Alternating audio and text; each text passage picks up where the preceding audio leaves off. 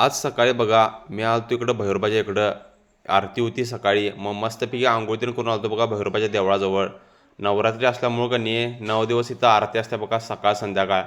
मग इथं बसल्यात बघा आमच्या गावातल्या सगळ्या स्त्रिया. आरती चालू आहे. आरती झाल्यावर असं तीर्थ देतात सगळ्यांना. तीर्थ दिल्यानंतर का नाही इथं धूप आणि का नाही साखर असत्या. मग सगळेजण इथं पाया पडून धूप तेन घेतात बघा. तिथनं आलो लगेच पलीकडे हलसिद्धनाथच्या मंदिरात. मग इथं मंदिरात तिथं दर्शन त्यांनी घेतलो हलसिद्धनाथच्या इथं. मग इथं ढोल त्यानं कसं ठेवलं बघा. हे ढोल ढोल रोज संध्याकाळी वाजवत असतात. आणि आता हे हलसिद्धनाथ मंदिर का नाही इकडं पलीकडं नवीन बांधायला चालू आहे. तर आता हे इथं बांधकाम चालू आहे बघा. आणि थोड्याच दिवसामध्ये हलसिद्धनाथ मंदिर पण पूर्ण होणार आहे. आणि हे इथलं हलसिद्धनाथ मंदिर तुम्हाला दाखवतो. आणि इकडं पलीकडचं भैरोबाचं मंदिर आहे बघा. हे बघा रोडनं स्त्रिया जात आहेत. आमच्याकडं नवरात्र कनी एवढं कडक असते कनी पायात चप्पल पण घालत नाहीत 9 दिवस. आणि फक्त फळं खायची, खजूर आणि चहा एवढं चालतंय. त्याच्या व्यतिरिक्त काय चालत नाही. मग तिथनं आलो बघा हे मरगोबाईचं मंदिर गावात दर्शन घेण्यासाठी. मग इथं थांबलो. मग इथं पण आरती चालू होती. मग आत गेलो दर्शन देऊन घेतलं.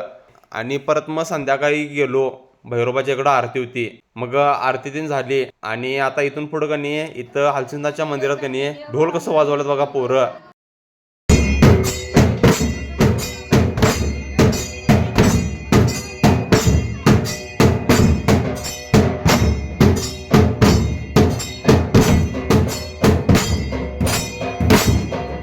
आणि ढोल कसा वाजवायचा चालू आहे हलसिद्धनाथच्या इथं. रोज संध्याकाळी 1 तास ढोल वाजवतात बघा इथं.